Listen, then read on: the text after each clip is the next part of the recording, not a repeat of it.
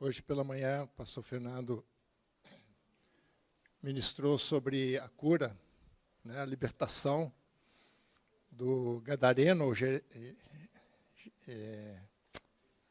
Gerazeno, Gadareno. Né? E esse é um momento interessante, esse capítulo é bastante interessante. Nós não podemos perder de vista o contexto. Né? O contexto do capítulo 4 é o mesmo do capítulo 5. Eles se completam, são sequências. No capítulo 4 nós vimos aquela travessia, né, de Jesus. No final da tarde, ele pede para os seus apóstolos atravessarem o mar, da cidade de Cafarnaum até Gadara, do outro lado, mais ou menos de 9 a 10 quilômetros de distância. Pode parecer pouco para nós, mas naquela época, né, navegando com um barquinho, né, um barco de pesca, não era nenhum veleiro grande, né, aqueles grandes barcos que existem hoje, mas era um barco de mais ou menos 20 metros, próprio para pesca. Ali tinha os 12 apóstolos, mas Jesus, no meio eles pegam uma tempestade grande, né? E tem toda aquela situação que o pessoal entra em desespero, chama Jesus, Jesus acalma o mar, né? E no final acaba chegando do outro lado. E ao chegar lá, ele se depara com uma pessoa endemoniada, né? Como o pastor Fernando falou hoje de manhã. Ele se autodenominava por legião. Né? Se a gente for levar o termo legião literalmente, significava que ele tinha mais ou menos 6.000 demônios dentro dele. Né? Não sei se é literal ou se é um nome apenas simbólico, mas quando Jesus expulsa os demônios dele, né, eles vai para uma manada de porcos, com 2.000 porcos. Então, pelo menos 2.000 tinha ali dentro. Se a gente for fazer a conta, seria 3 espíritos para cada porco. Né? E eu não sei se é muito porco, muito porco, muito espírito. Né? É muito porco. Né? E é um detalhe interessante, o pastor Fernando não abordou, devido ao tipo, aquilo que ele queria ministrar, e também não deu para completar todo o texto, né? O que é razoável por conta do tempo que a gente tem limitado. Depois disso aí, vieram os donos dos porcos, né, reclamar de Jesus. Né? Reclamar de Jesus porque eles perderam um grande dinheiro ali. Né? E nós não sabemos quem eram os donos, né, quem era o fazendeiro responsável. Né? Mas, no judaísmo, o porco é um animal impuro. Então, Jesus, eu acho que permitiu, porque é um animal impuro, não poderia nem ter a criação desses porcos, né, ali. Né? Então, Jesus falou assim, vai no porco mesmo. Né? Depois disso, ele é expulso de lá. Acabou de chegar, cura uma pessoa e tem que voltar. Né? É expulso de lá. E aí ele tem que atravessar de novo toda essa distância. Não sabemos quanto tempo mais levou, mas pelo menos não houve nenhuma tempestade aí. Ao chegar do outro lado, ele se depara com uma nova situação. Então vamos ler essa situação no capítulo 5, versículo... vamos ler só os 4 primeiros versículos, depois a gente segue na sequência aqui para a gente fazer essa ligação entre os contextos. Tendo Jesus voltado no barco, para o outro lado, afluiu para ele grande multidão, e ele estava junto do mar. Eis que chegou a ele um dos principais da sinagoga, chamado Jairo, e vendo, prostrou-se a seus pés. E insistentemente lhe suplicou, minha filha está à morte, vem, impõe as mãos sobre ela, para que seja salva, e viverá. Jesus foi com ele, grande multidão o seguia, comprimindo.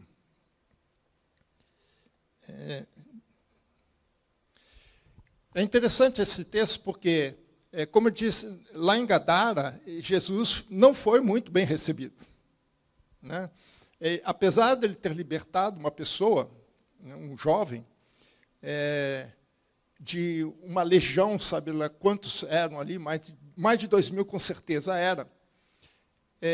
O povo, em vez de se alegrar com aquela situação, porque eles conheciam muito bem aquele jovem, sabia do que era, como era a vida daquele jovem, da família dele, coisa e tal, em vez de se alegrar com eles, eles ficaram bravos com Jesus por conta dos porcos. Né? Quer dizer, o porco era mais importante para eles do que a pessoa. E uma coisa que me ficou muito claro nesses textos, né, é uma sequência, uma história só, são fatos consequentes, né, é o contraste que a gente encontra nesses dois textos, tanto no capítulo 4 quanto no capítulo 5. No capítulo 5, principalmente nessa segunda parte, nós vamos ver a história de 2 milagres. O primeiro milagre é justamente desse pai que chega até Jesus, suplicando para ele pela sua filha. E no meio nós vamos encontrar uma mulher que tinha um fluxo de sangue, fazia 12 anos, e que buscava a sua cura também. E assim como Jesus foi, a gente vê um contraste, né? Jesus foi expulso lá de Gadara, aqui ele é bem acolhido, porque vocês veem no início, né? Como ele fala aqui no início, né? Quando ele chega de volta, possivelmente em Cafarnaum, uma grande multidão o cerca. Quer dizer, lá ele foi expulso, nós não queremos você aqui. No outro lado, ele foi bem acolhido, né? Mas essa história tem mais coisas em termos de contraste. Nós temos uma história de um homem e uma mulher. Começa aí. O primeiro personagem que aparece aqui é um homem suplicando por alguém. E no meio dessa história aparece uma mulher também suplicando por ela. Embora não fale explicitamente isso, mas ela age buscando algo para ela. Nós também vemos uma pessoa, né, bem conhecida. Tão conhecida que ele tinha um nome, Jairo. Mas a mulher, alguém sabe o nome dela? Ninguém sabe. Ninguém perguntou o nome dela, ninguém registrou o nome dela. Se você lê em Lucas ou ler em Mateus, também não tem o nome dela. É uma mulher completamente anônima. Então, ela era totalmente desconhecida. Ele parecia ser uma pessoa de posses, de rico. Ela, uma pobre. O texto vai nos mostrar que ela investiu todo o seu dinheiro na sua cura e não conseguiu cura. Mas o texto também vai nos mostrar que ele era respeitado, ela era rejeitada, porque ela tinha um fluxo de sangue. Nós vamos ver por que ela era rejeitada. Ele também era uma pessoa honrada, né? Um líder de uma sinagoga, ele era chefe da sinagoga. Né? Ela, por outro lado, era uma pessoa envergonhada, porque ela tinha uma doença que não conseguia resolver. E ela também era afastada da sinagoga. Devido a essa hemorragia que ela tinha constante, ela não podia participar das reuniões. Nós não sabemos, a Bíblia, eu vou mostrar mais para frente, né, nós não sabemos se era uma menstruação contínua, eu acho que não, a maioria acha que não. Mas, naquela época, dentro do conhecimento da medicina, da ginecologia, não importava, qualquer tipo de fluxo de sangue já era rejeitado. Então, ela era uma pessoa que estava afastada da sinagoga, afastada da comunhão do seu povo. Ele tinha saúde, tanto que ele vai até Jesus e se prostra diante de Jesus. Ela não. Ela era uma pessoa que já fazia tempo sofrendo com uma enfermidade que não tinha solução. Ele vai até Jesus clamando pela sua filha de 12 anos que estava para morrer. Mas ela vai até Jesus por ela mesma, por uma doença que ela há 12 anos também sofria. Ou seja, ela começou a sofrer daquela enfermidade quando a filha de Jairo nasceu. Coincidência ou não, mas as duas tinham algo em comum. Mas era só isso que elas tinham em comum, a situação que eles estavam vivendo. Fora isso, eles eram completamente contrastantes, completamente diferentes, não havia nada em comum com eles, apenas um fator que os unia. Era a esperança em Jesus. Tanto Jairo, o homem rico, o homem influente, uma pessoa reconhecida na sua sociedade, como aquela mulher, que ninguém sabe quem era, que chegou até Jesus de uma forma completamente despercebida por todo mundo. As duas pessoas tinham em comum a esperança que Jesus pudesse ser a solução do seu problema. E é interessante que, nesse caso, Jesus atende a ambos indistintamente. Jesus vê a necessidade de cada um individualmente. Ele não leva em consideração as suas condições socioeconômicas. Para Jesus, tanto faz ser rico ou pobre, homem ou mulher. Para Jesus, ele vê a necessidade da pessoa. Ele não vê a gravidade da situação ou da aflição, mas a necessidade da pessoa, do que a pessoa precisa, do que a pessoa está buscando. Independentemente de qualquer coisa. Jesus vê muito mais além do que as circunstâncias. E nesse trecho, do versículo 21 até o último versículo, nós vamos ver 3 cenas bem definidas. A primeira cena é um pai angustiado. O texto começa no versículo 21, que diz que, tendo Jesus voltado no barco, ou seja, Jesus pegou de volta o barco e voltou para Galileia, atravessou novamente o mar da Galileia. Quando ele chega, quando ele põe o pé no chão, pronto, já tinha uma multidão esperando Jesus. Por isso que ele fala, fluiu para ele grande multidão. E ele estava junto do mar, onde Jesus preferia ensinar o povo por conta do espaço que tinha. E eis que se chegou um dos principais da sinagoga. Normalmente, as sinagogas, eles não são exatamente como uma igreja, como a gente conhece, né? Nosso modelo. A sinagoga é uma associação israelita. Ela surgiu no período babilônico, onde os judeus cativos, né, que estavam lá no cativeiro babilônico, se reuniam para discutir a sua fé, aprender como viver o judaísmo, as leis de Deus, nesse novo contexto. E esse modelo de agremiação ou associação existe até hoje. Em Campinas, tem 2 sinagogas. Uma já tem 90 anos, que é ali no centro de Campinas, mas recentemente foi aberta uma segunda sinagoga aqui em Barão Geraldo. Alguns dizem que é uma dissidência, eu não sei direito. Faz tempo que eu não vejo isso. Mas são 2 sinagogas em Campinas. Mas, naquela época, a maioria das cidades, como eram pequenas, elas tinham normalmente uma sinagoga só. E ela não é liderada por rabinos, ou coisa, até porque, naquela época, não existia rabino. O rabinato surgiu a posterior, no 2º século depois de Cristo, né, depois das diásporas. Ali havia rabi. Rabi, na verdade, significa meu mestre, né? E esse i final é mestre, é Rav, né? Rav ou Rab, que significa mestre. Então, esses eram pessoas que conheciam a lei e que ensinavam. E nessas sinagogas eles se reuniam para essas coisas. E algumas atividades religiosas, como a circuncisão e outras coisas, casamentos e outras liturgias assim. E algumas coisas eles também decidiam a nível de jurídico, né? Algumas decisões. E outras coisas eles mandavam para Jerusalém. Se havia algo mais complexo, eles mandavam para Jerusalém. E essas sinagogas são lideradas por leigos, pessoas comuns. Não são rabinos, não são razã. Quem dirige, na verdade, um culto na sinagoga é um razã, que é o dirigente de culto, que pode ser um homem ou mulher. E eles são responsáveis por cuidar dos judeus daquela cidade. E isso não havia só em Jerusalém, não havia só na Galileia, mas em Corinto também tinha, em outras cidades da dispersão também tinha. E ele era um dos principais. Em outro texto fala que ele era o chefe desse grupo.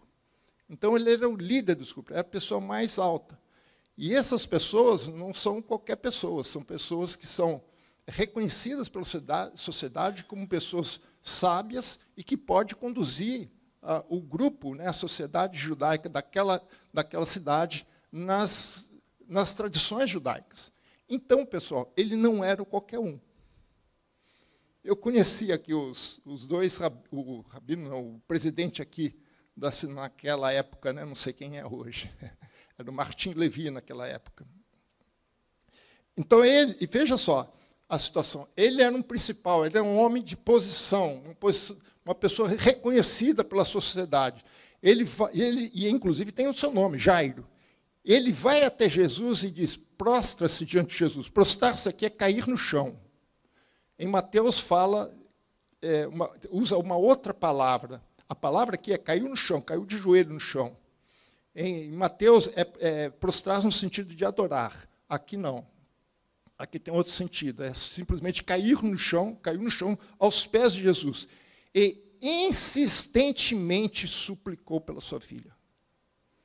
São palavras fortes, insistentemente. Ele estava desesperado, ele estava angustiado, e ele suplica para Jesus, Jesus, venha, minha filha está à morte. A minha filha está à morte. Não sabemos qual era a doença dela, mas sabemos que aquela doença ia levar aquela garota à morte. Eu estou vendo aqui os pais de algumas meninas, né? Mariotti, Eduardo. Né? Como é que a gente não fica angustiado quando o nosso filho, às vezes não é nem uma doença muito grave, é só um resfriado, uma dor de garganta. Né? Qualquer coisinha, começa a tossir, a gente já sente. Né? Imagina assim, um pai que está vendo que a filha vai morrer. E é interessante porque ele, apesar disso tudo, ele ainda tem fé em Jesus. Ele falou assim, vem, impõe as mãos sobre ela, para que ela seja salva. Ele viverá. Olha a esperança que ele tinha em Jesus. Agora, é importante também saber que esse Jairo era presidente da mesma sinagoga que Jesus já tinha operado milagres. Normalmente, essas cidades pequenas não tem mais. Veja, Campinas, que tem 1.200.000 habitantes, tem 2 sinagogas. E uma é muito recente, irmãos, tem poucos anos. A outra tem 90 anos. A central tem 90 anos. A outra, de Barão Geraldo, não deve ter mais de 10 anos, se tiver 10 anos. É muito recente. Imagina uma cidade de 12, 13, 15 mil habitantes. Não tinha muitas sinagogas. Era uma, e olhe lá. Então, naquela sinagoga, Jairo já tinha visto o milagre de Jesus. Já tinha visto um homem ser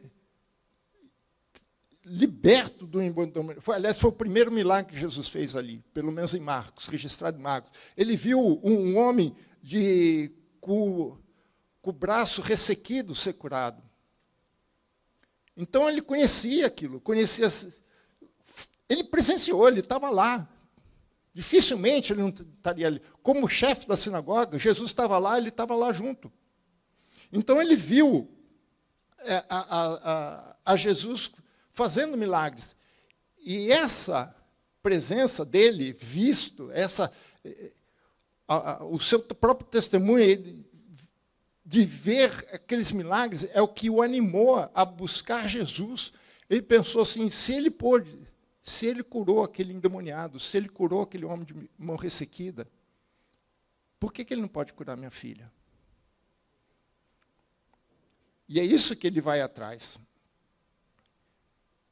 E é interessante que Marcos também coloca o termo filhinha, né? Filha. Esse termo assim, é bem carinhoso, é bem aconchegante, é bem pessoal, né? Principalmente partindo do pai, falando assim, minha filhinha, né? De 12 anos, está à morte. Não sabemos, mas provavelmente era filha única. provavelmente filha única. E ele estava desesperado para sua filha. Estava angustiado por ver a sua filha à morte. E o bonito é a reação de Jesus. No versículo 24. Jesus foi com ele. Simples assim, irmãos. Jesus não discutiu com ele. Eu admiro Jesus. Marcos é muito interessante nisso, porque nós vamos ver que Jesus não tem padrão de cura. Jesus não tem padrão de milagre. Tem horas que ele faz uma telecura. Ele fala, vai que já está curado. Nós vamos ver um milagre que Jesus sabia que tinha feito, mas não sabia que tinha feito. Mas, nesse caso, ele falou assim, eu vou com você. Se você veio até mim, você não vai voltar sozinho. Eu vou voltar com você. Né? E, olha, mas uma grande multidão ia junto. Mas Jesus, dentro daquela multidão, ele só viu Jairo. Apesar da multidão estar seguindo ele, estar comprimindo Jesus. No versículo 24. Comprimindo, irmãos, é mais ou menos, não sei quantos já saíram de São Paulo, pegaram o metrô em São Paulo na hora do rush. Você pega o metrô, você pega lá na estação, quem vem de Campinas, né, pega o ônibus aqui em Campinas, chega lá na estação rodoviária, entra no ônibus, aí vai entrando, você só vê gente entrando no metrô. Né? Aí, quando chega lá na SEC, você precisa sair, sai todo mundo, você sai em com você. Você é empurrado. Em metrô não passei muito por isso, não. Eu já tive algumas situações, mas em outras situações já passei por isso. Né? Você é empurrado, fui muito em estádio de futebol, né, assistir jogo, você é empurrado, você sai, você sai. E era isso que estava acontecendo, estava todo mundo comprimido. Eu imagino Jesus andando ali no meio. O pessoal que foi dia 7 de setembro, né, imagino passando por isso. Né? Então, Jesus foi, né, e ele estava sendo pressionado. Imagina a dificuldade de Jesus andar nessa multidão.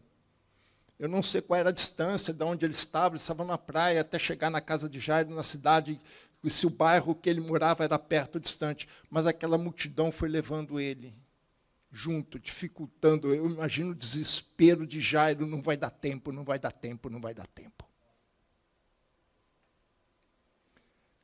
No meio dessa caminhada, nós temos a segunda cena.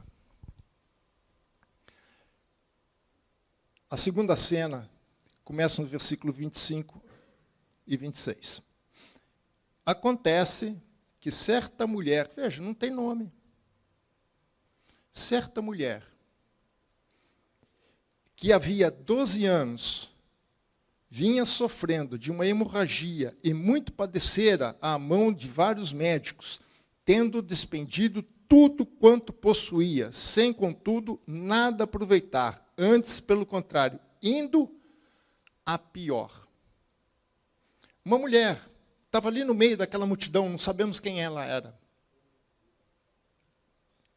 Totalmente desconhecida. Totalmente anônima, ali, perdida naquela multidão. E ela simplesmente estava querendo chegar até Jesus. Uma certa mulher, 12 anos, sofrendo de hemorragia. Hemorragia significa fluxo de sangue. Né? Hemos é sangue, ragia vem de hel, que é corrimento, né? Correr sangue. Nós não sabemos qual era o problema, mas alguns médicos dizem que é uma fístula, que possivelmente fosse uma fístula. Fístula é uma espécie de um buraco, né? uma ruptura de uma veia. Né? Tem vários tipos de fístula. Provavelmente, aqui, no caso dessa mulher, ou era fístula vaginal ou obstétrica. É as duas mais prováveis que quem analisa, os médicos dizem isso. Eu não sou obstetra. Eu fui atrás da informação apenas. Mas é interessante que, se for obstétrica, é a mais comum que tem. Né? é mais comum, ela acontece no parto. Então, se for obstétrica, ela era casada e tinha filhos. Se não, é apenas uma fístula vaginal, como se fosse um corrimento. Não é uma menstruação, mas é alguma veia que estourou e que não se fecha. A solução é simples, uma intervenção cirúrgica é simples, né? Porém, naquela época, não tinha solução. Hoje tem exames, é muito fácil constatar isso, né? Mas, naquela época, não é à toa que os médicos não conseguiram fazer por nada. Precisa de uma intervenção cirúrgica. E havia 12 anos que ela passava por isso. Não sabemos qual dos dois, porque é um problema extremamente crônico. 12 anos, irmãos. 12 anos passando por esse problema. Imagina a situação dela em termos, primeiramente, econômica. Ela perdeu tudo que tinha. Ela gastou todo o seu dinheiro. Ela procurou todos os melhores ginecologistas da época. Sem solução. Alguns talvez fossem embusteiros, que queriam só o dinheiro dela, outros não. Mas ela foi em todos os médicos, ela correu o SUS de ponta a ponta. Não achava quem pudesse ajudá-la. Mas havia um outro problema, pior ainda, porque, além disso, a perda de sangue traz problemas de saúde. Perda de ferro, anemia. Problema até de alimentação, de aumento de peso, perde peso. Uma série de problemas, aqui eu não vou trazer todos, porque... Mas imagina, incapacidade de fazer uma série de exercícios, não, mas movimentos, alguns tipos de tarefas, talvez ela tivesse dificuldade de fazer por conta disso, fraqueza. Fazer uma faxina em casa, lavar roupa, preparar o alimento para a família. Então, ela tentou de tudo, mas sem solução. E a sua situação só piorava, irmãos. A situação dela estava a um caos. E ela sofria terrivelmente. Imagina o constrangimento dela no meio daquela sociedade, com aquele problema. E ela, irmãos, corria sérios riscos de morrer.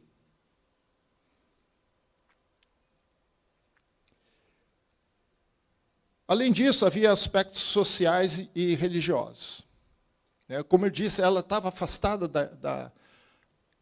da sua convivência, inclusive da sinagoga. Veja comigo, Levítico 15, 19.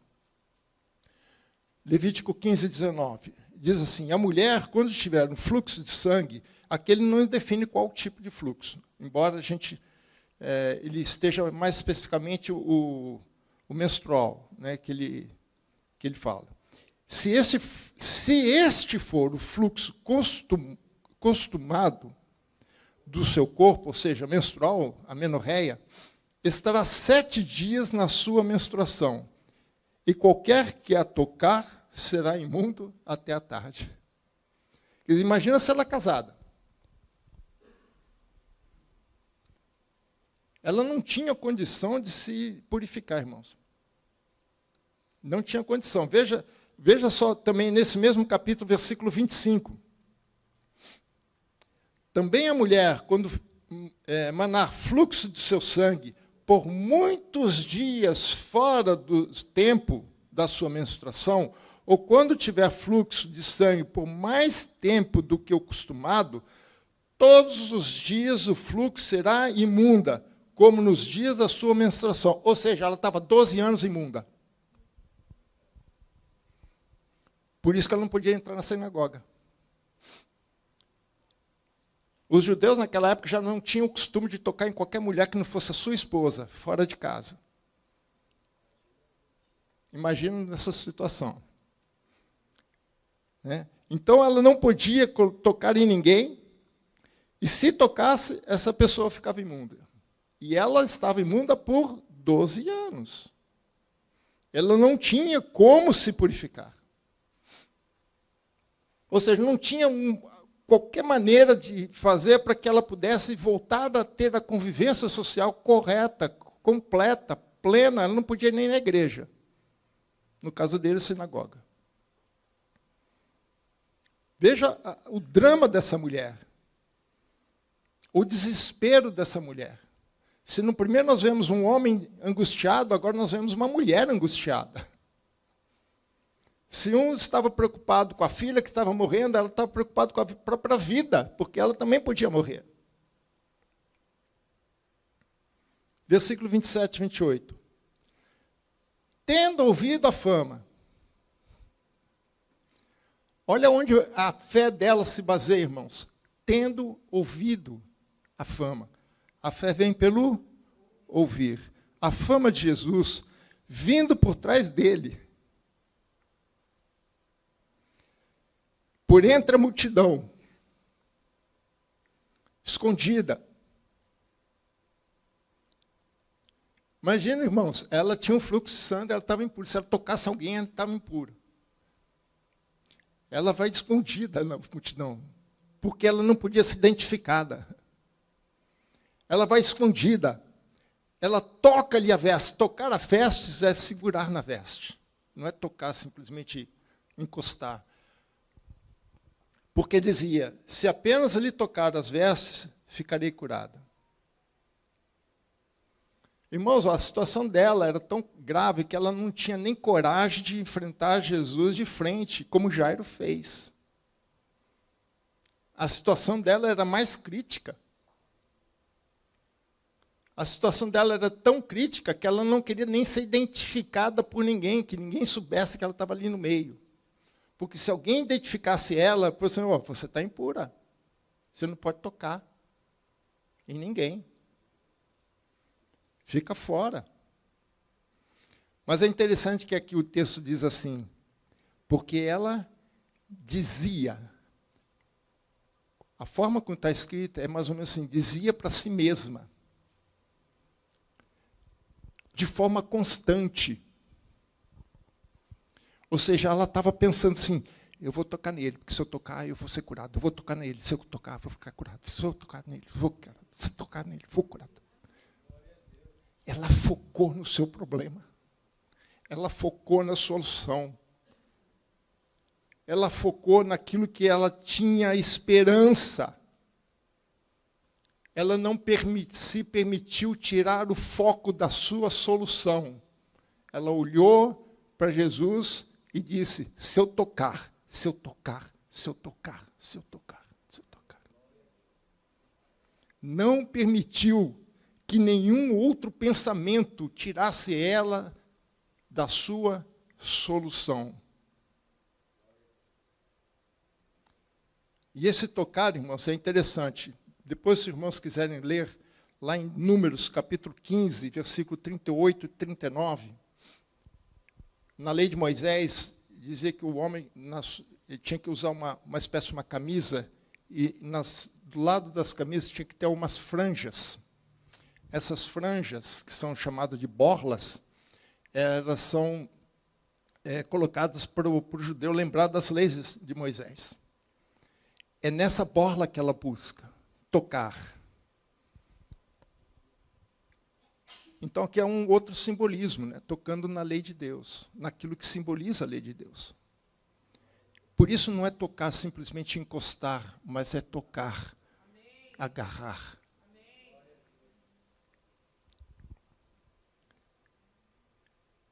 29.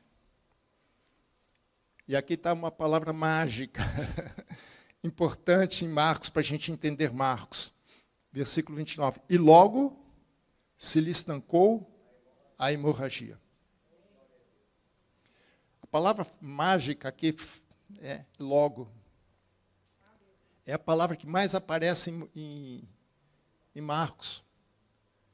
É que em grego é uma palavra só, mas em português é traduzido por vários, logo, imediatamente, instantaneamente, no mesmo momento, mas é tudo a mesma palavra, aparece mais de 40 vezes em Marcos.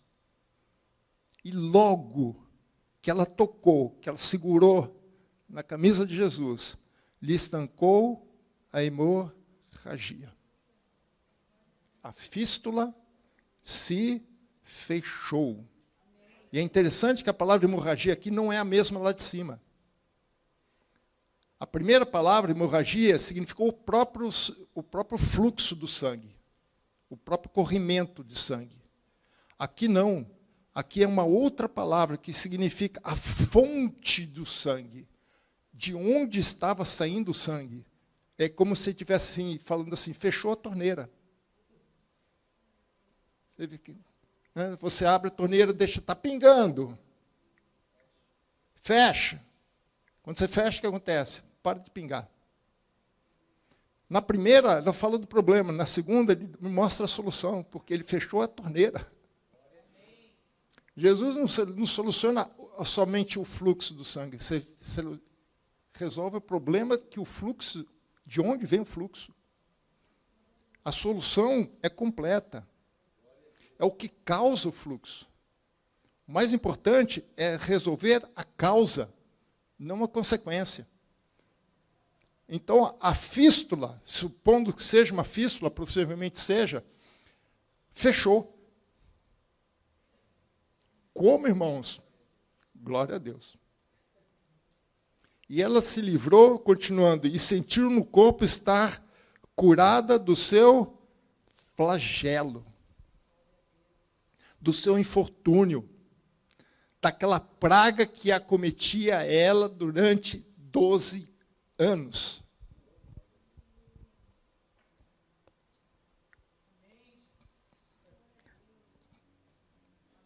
É impressionante, né, irmãos?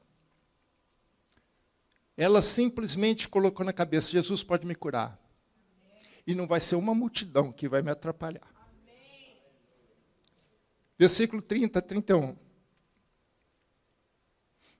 Jesus, reconhecendo imediatamente, olha uma palavra aqui de novo. Imediatamente que dele saíra poder, essa palavra poder é dinamis. Dinamis é a capacidade de gerar algo, que a gente, em física, a gente fala de gerar trabalho, né? Realizar algo. Virando-se no meio da multidão, perguntou, olha que pergunta, quem que me tocou? A multidão estava apertando Jesus. E Jesus perguntou, quem que me tocou? E os apóstolos responderam, né, Senhor, vês que a multidão te aperta e diz quem me tocou? Todo mundo te apertando, como? Jesus não se conteve, né? Falou assim, alguém me tocou. E não foi um toque normal.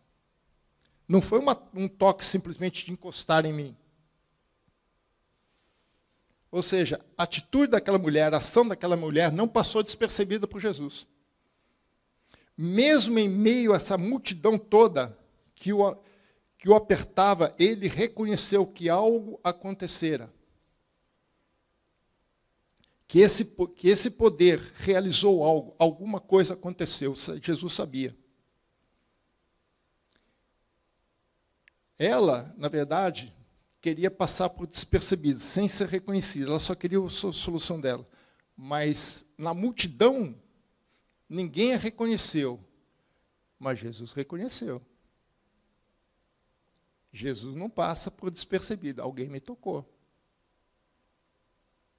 E eu não vou sair daqui enquanto eu não souber quem é. Versículo 32. Ele, porém, olhava ao redor para ver quem fizera isso. Jesus não ficou satisfeito com a resposta dos apóstolos. Não vai ficar assim. Ele queria saber quem era. Jesus parou uma multidão por conta daquela mulher. Tinha uma menina que estava para morrer. Jesus parou. Meu irmão, pensa no Jairo nessa hora. O Jairo pensou, Jesus, minha filha está para morrer, Jesus. Você está preocupado com alguém que te tocou? Sabe qual é a resposta? Tá. Nós não somos pessoas anônimas para Jesus. Para nós na nossa sociedade, nós não somos mais nada do que um CPF. Mas você já viu na Bíblia Jesus chamar alguém pelo CPF? Jesus chama pelo nome. Versículo 33. Então a mulher, atemorizada e tremenda, ela ficou desesperada, irmãos. Sabe por quê? Porque ela tinha um fluxo. Ela estava imunda. Ela tinha que ainda cumprir a lei. A lei dizia 7 dias de purificação. Ela não podia tocar em homem. O homem que fosse tocado por ela estava imunda. Ela pensou assim, agora eu entrei em desespero. E ela conhecia muito bem a cultura dos homens daquela época. E ela imaginou alguma coisa similar, porque ela ficou atemorizada, né? Ela ficou tremendo. Ela achou que ela poderia ser repreendida por isso. Como é que você me tocou? Você está impura. Como é que você me tocou? Eu sou puro, você é impura. E aí? Cônscia do que se operara, veio, agora sim, prostrou-se diante dele. Só agora ela se prostrou diante dele. E declarou-lhe toda a verdade. E ele disse, olha que só bonito, filha.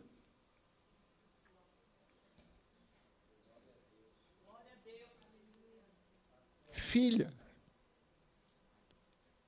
Lembra do Jairo? Minha filhinha? Filha. Filha. A tua fé te salvou. Não foi o toque. Não foi a borla da minha camisa. Foi a tua fé. A tua fé vai-te em paz. Por quê? Porque ela estava tremendo, irmãos. Ela estava tremendo. É a fé que realmente realiza os milagres. Jesus estava querendo garantir a ela a fé dela. Jesus estava querendo garantir que não é um ato que ela fez que a salvou, que a curou. Não foi o fato dela encostar em Jesus ou segurar, mas a fé dela que gerou nela um desejo, uma vontade de buscar a solução em Jesus. Foi a fé dela. Lembra que começou lá ouvindo da sua fama. Não é essa fama de televisão, não. Artistas, não. Mas ela conhecia a história de Jesus, mesmo que fosse por pouco tempo. Sabia o que já tinha acontecido, os milagres que já tinham acontecido naquela cidade. Muito provavelmente ela estava na mesma expectativa que Jairo.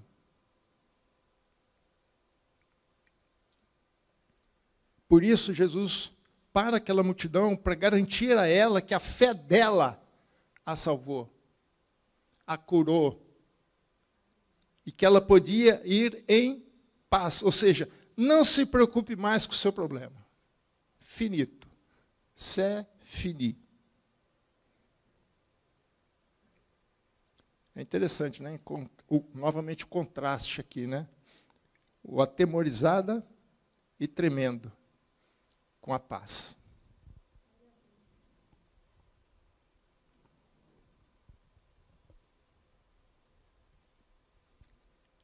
Isso tudo foi no meio do caminho. Eu fico imaginando Jairo, a cabeça do Jairo. Terceira cena. O fim da angústia. Versículo 35. Falava ele ainda, ele estava conversando com a mulher, aquela multidão toda apertando ele. Estava ali. Falava ele ainda quando chegaram alguns da casa do chefe da sinagoga. Vendo? O chefe da sinagoga, o maioral deles. O presidente da sinagoga. A quem disseram, tua filha já morreu. Para que ainda incomodas os mestres? Uau, más notícias, irmãos. Aquilo que Jairo estava querendo evitar, não evitou, a menina morreu. A esperança que ele tinha de cura da filha, se foi. Todos os esforços que Jairo fez, pareceu que tinha sido em vãos. Eu fico imaginando, irmãos, como é que o Jairo não se sentiu nesse momento. Eu falei, está vendo? essa mulher aqui atrapalhou as coisas. Por que Jesus parou? Imagina só se fosse você, o que você pensaria numa hora dessa? Parece que as coisas, as decepções, as frustrações, vieram tudo à tona, com toda aquela situação. E pode ter, lembra a situação de depois a gente vai, não nesse livro, né, mas em João, lá, Marta e Maria, quando Lázaro morre, mas se você tivesse chegado a tempo, né, reclamando. Eu fico imaginando Jairo na mesma situação, mas se você não tivesse parado. Meu irmão, toda essa situação poderia levar Jairo a uma situação de revolta, de um sentimento ruim, de mágoa. Mas Jesus tinha mais para Jairo do que tinha para aquela mulher. Jesus, então, dá 3 palavras para Jairo. 3 palavras que Jesus nos dá. A primeira palavra é uma palavra de fé. Mantenha a fé. Veja o versículo 36. Mas Jesus, sem acurtir as tais palavras, quer dizer, sem esquecer, não estou nem preocupado com o que esses caras estão falando. Disse ao chefe da sinagoga, não temas, crê somente. Jairo, mantenha a sua fé. Jairo, você não confiou em mim? Você não veio até mim? Você não viu o que eu fiz na tua sinagoga, que você é chefe? Então, fica tranquilo, cara. Você veio até mim, eu sou a solução. Você confiou em mim, continue confiando. Continue nessa toada sua. E sabe, irmãos, que eu vejo aqui que a própria cura dessa mulher também foi um incentivo e um estímulo à fé de Jairo. Ele viu o que Jesus podia fazer. Até mesmo sem um milagre que ele fez sem que ele soubesse quem foi. E Jesus falou para ele, assim, mantenha-se focado. Aquela mulher manteve-se focado. Ele falou assim, Jairo, mantenha-se focado na fé, na solução. 37 e 38. Contudo, não permitiu que alguém o acompanhasse. Então, senão Pedro e os irmãos Tiago e João. Chegando à casa do chefe da sinagoga, viu Jesus o alvoroço, e os que choravam e os que espranteavam muito. Jesus disse para Jairo, vamos lá. Vamos lá, a história não terminou, não. Você confiou em mim? Continue confiando. Quando Jesus chega na casa, aquele tumulto, aquele velório, e o velório dos judeus, principalmente naquela época, era gente chorando, tinha até chamam de carpinteiras, né? Mas são choradoras profissionais, são pagas para chorar, para lamentar, e eles dão uns gritos, é um negócio, por isso que é um tumulto, por isso que ele fala aqui, olha, quando ele chegou, né, ele viu todo mundo o alvoroço, olha, o alvoroço, e os que choravam, e os que pranteavam, muito. Então, o velório ali estava correndo solto, irmãos. Jesus olha para aquilo tudo. Jairo, mantenha a fé. Eu vou acabar com esse velório aqui. Segunda palavra que ele dá, uma palavra de esperança. Versículo 39 e 40. Ao entrar, lhes disse, por que estáis em alvoroço e chorando? Que velório é esse? A criança não está morta, mas dorme. Pessoal, você está de brincadeira comigo. E olha aqui. E riram-se dele. Tendo ele, porém, mandado sair a todos, tomou o pai e a mãe da criança e os que vieram com eles, Pedro, Tiago e João, e entrou onde a criança, né, onde ela estava. Ele falou assim, ela não está morta, ela dorme. Para Jesus, a morte é tão difícil resolver quanto você acordar uma criança. É por isso que a Bíblia sempre compara a morte dos santos a um sono. Para ele, a morte não era um obstáculo maior do que uma pessoa dormindo. Eu sei que tem algumas pessoas que são difíceis de acordar, né? Principalmente de manhã. Depois eu descobri que isso aí é biológico, irmãos. Tem pessoas que são mais noturnas, pessoas mais diurnas. Tem gente que gosta de dormir cedo, acordar cedo, outros dormir tarde.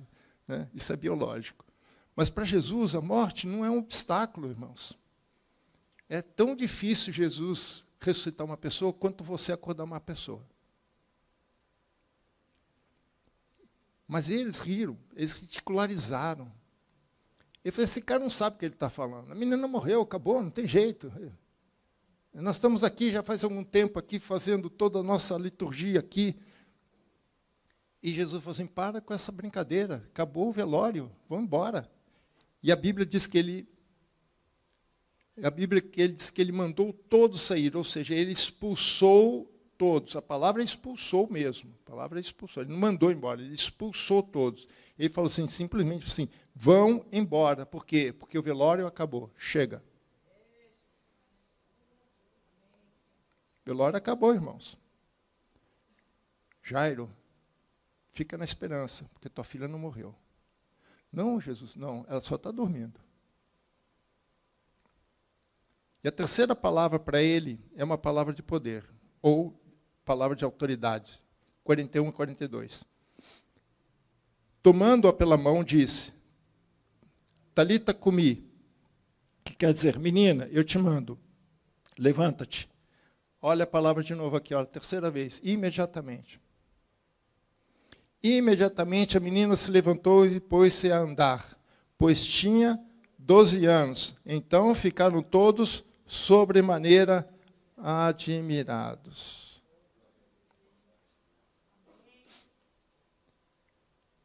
Primeira coisa que Jesus faz é toca na criança, toca na mão da criança.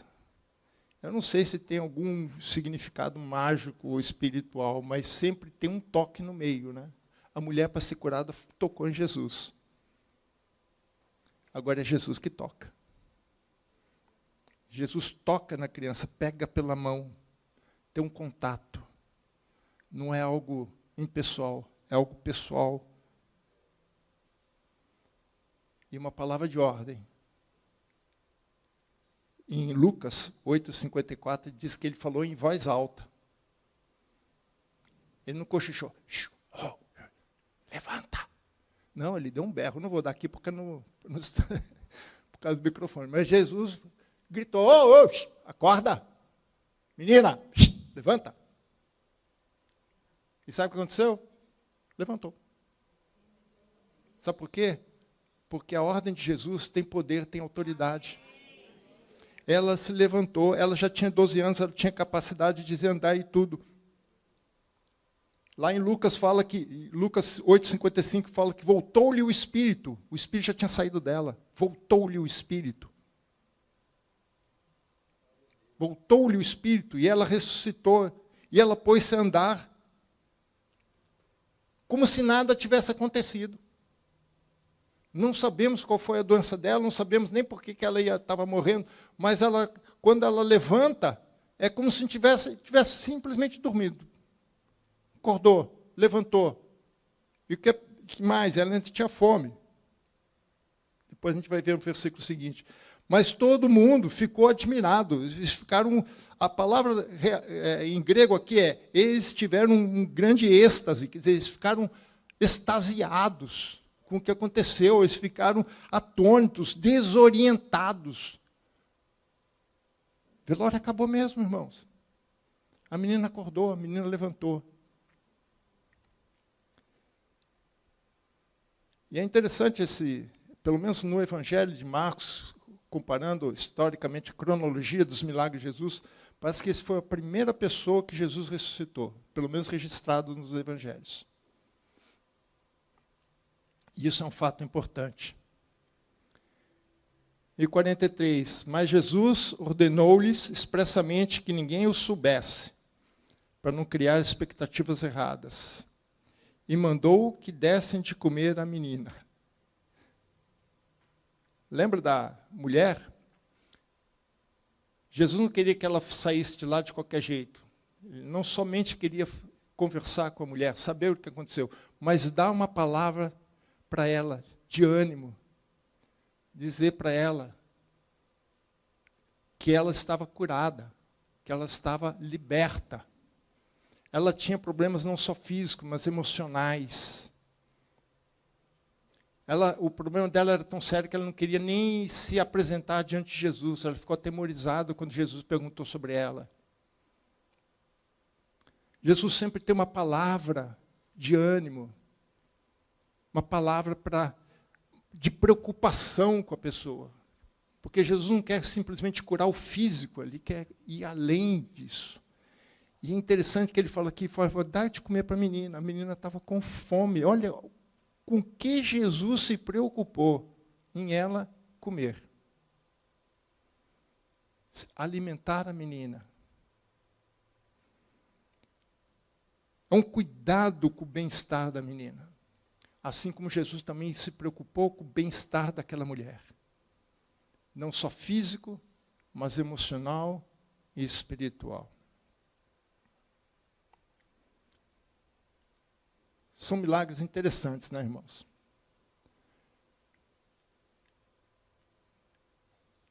Acho que quando Marcos escolheu esses milagres, ele sabia o que estava fazendo. Mas Marcos nos mostra algo mais de Jesus. Primeiramente, Marcos mostra Jesus como servo de Deus. Ele tinha autoridade sobre os espíritos imundos, sobre o mundo espiritual. Lembra que o primeiro milagre, pelo menos registrado em Marcos, foi a expulsão de um demônio. Nesse capítulo, também é uma expulsão de demônio. Ele também mostra que Jesus tem poder,